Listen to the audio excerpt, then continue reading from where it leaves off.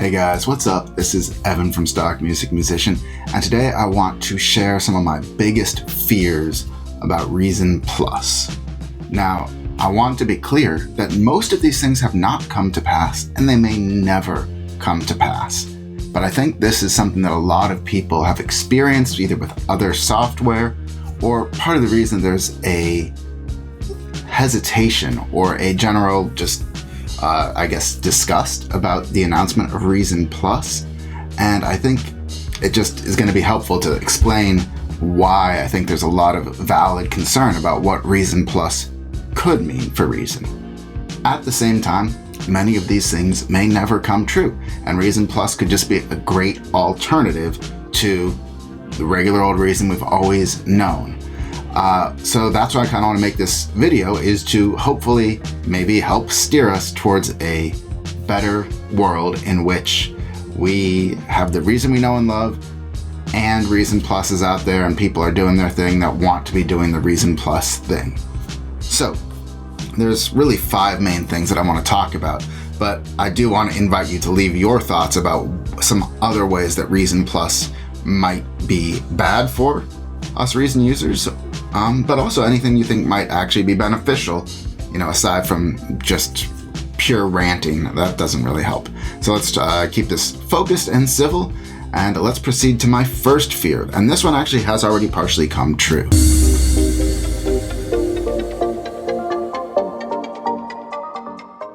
Transparency.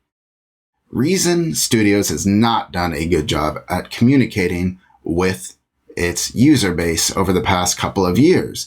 I feel like everything that they're revealing by like surprise videos and stuff, it builds a buzz, but it doesn't give us any guidance. This is, when you buy a DAW, you're not only spending hundreds of dollars, you're also spending, you're committing to spend hundreds of hours learning the software. And if you don't know where it's going to go or where you should be focusing your efforts, it makes it really hard to decide, should I just keep using Reason? Should I consider learning another DAW, spending hundreds of dollars and learning that software? Which one should I do? And so I think Reason needs to move away from these we're going to tease a release of something and then that immediately happens.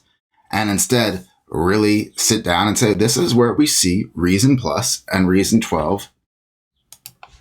This is where we see Reason Plus and Reason 12 going over the next year or the next 2 years, right? One of the biggest issues I think I have with Reason Plus and its rollout is that essentially Reason Plus was rolled out the same day or within a day or two of Reason Suite and Reason Intro being removed from the ability to purchase them. And, I think it would have been much better if they said, hey, Reason Plus is either going to go into effect next month or Reason Suite and Intro are going to be removed in a month or 2 weeks. Some reasonable period of time that people that have been saving up for Suite could buy, instead of just no, that option isn't available anymore. Or people that had been interested in Intro, getting a piece of Reason, but not having to fully commit to the DAW. I think the fact that they were taken off the minute this was announced is really kind of disrespectful and not being transparent with the user base. Kind of attached to this is, what's the roadmap? Where is Reason 12? When is Reason 12 roughly expected? What is the development goals? Reason has zigged in 2 different directions, though, Reason Studios, for the past couple of years. First with Reason 11 becoming a plugin for every DAW, and now as a subscription. And neither of these move the ball forward at all for Reason users. They might be useful, but what's going to happen here? We don't need to know all the details. We don't need to know the names of the new devices that might be included in Reason 12, but we need to have some sense of what is the vision for this. Similarly, does Reason Plus mean that rack extensions are going to be more frequent or less frequent? Does it mean that core DAW updates are going to be more frequent or less frequent? I kind of would assume they'd be more frequent, but we don't really know that either. So it would be helpful to have some sense of where they see it going, and if you want to evaluate whether or not Reason Plus is useful, you're just kind of taking a bet that it'll be good, but you don't really know. Before we go farther, though, I do want to let you know that I have a free downloadable Reason mastering template. I'll put the link down below. It is an awesome way to master your music in Reason using only stock plugins. It is free. It only works in Reason 11, but I just want to let you guys have it. It'll work with Reason Plus as it exists right now, and you can drop in some really cool other plugins to take it to the next level. Okay, now on to my second fear about Reason Plus and what it means. It is the fear of backwards compatibility. Right now, Reason 11 is backwards compatible more or less with every version of Reason. That, if I make a song in Reason 11, there's going to be some features missing, but that you can do most of the same stuff in the earlier versions of Reason. And similarly, I could open a Reason 2.0 project file in Reason 11, and it'll open just fine. The problem, I think one potential problem is, and a way that they could kind of force people into Reason Plus, is by basically making Reason 12 or perhaps Reason 13 on like a new platform that no longer talks to previous versions of Reason. And then the license that we have, these licenses that many of us have, some of us going back 15, 20 years, cease to be useful as the product develops. And in that case, you're sort of forced into Reason Plus if, they potentially stop making the permanent license available. Again, who knows if they will? These are speculative concerns, but these are the real things that I'm worried about. And the way that I think that Reason Plus could be really bad for the community is if they also see it sort of as a tool to force everybody, using the end of backwards compatibility to kind of force everybody to update either through Reason Plus or through buying another license, or by maybe, by the time we get to Reason 13 or Reason 14, taking away the ability to buy a license, and basically kind of forcing everybody into Reason Plus. Third,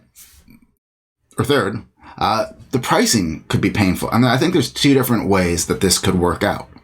First, they could start making it so that up till now, I think the price of upgrading, the standard version of Reason has been like $129. And it's been at that price for a very long point, probably for the better part of a decade. And maybe it does need to raise, maybe it doesn't.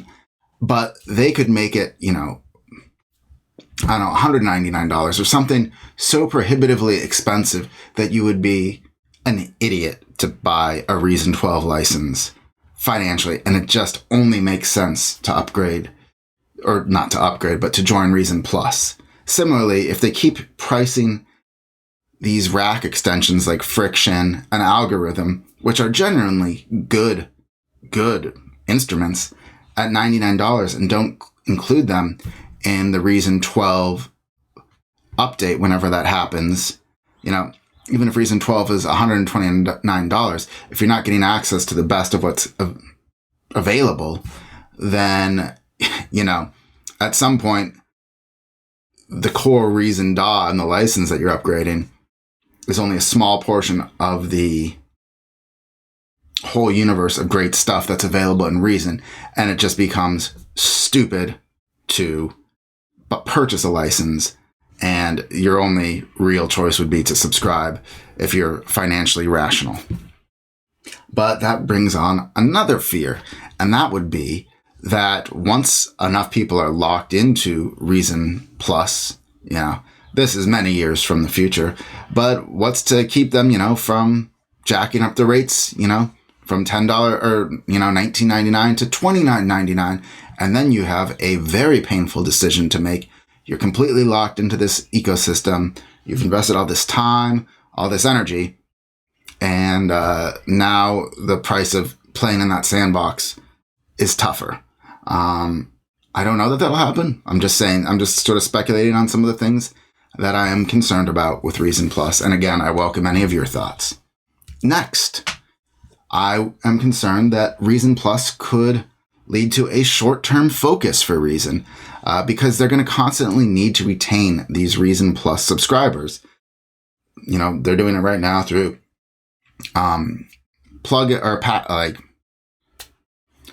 sample packs, preset patches developed by the community, by rack extensions, and presumably by upgrade versions of Reason. But at some point, is this short-term focus going to detract from the long-term development of Reason? Even more than the fact that there has really been no long-term development of Reason over the past, 4 years, let's say. But this need to keep the treadmill spinning. I am concerned. Constantly adding shiny features perhaps takes away from the real need to develop deeper improvements. So, if you can say, oh, well, we added a new synth every 2 months, or, oh, now we've got this new compressor, that's really cool, but you're more engaged with the short-term customer as opposed to the long-term license owning customer.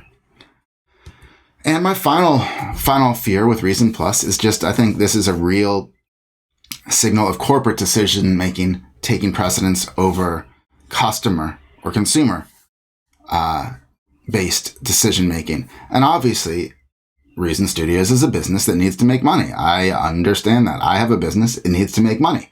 But the way you really make money in the long term is by serving people and by giving them what they need and what they want. And if you deliver, they'll buy it from you and you'll make money from it.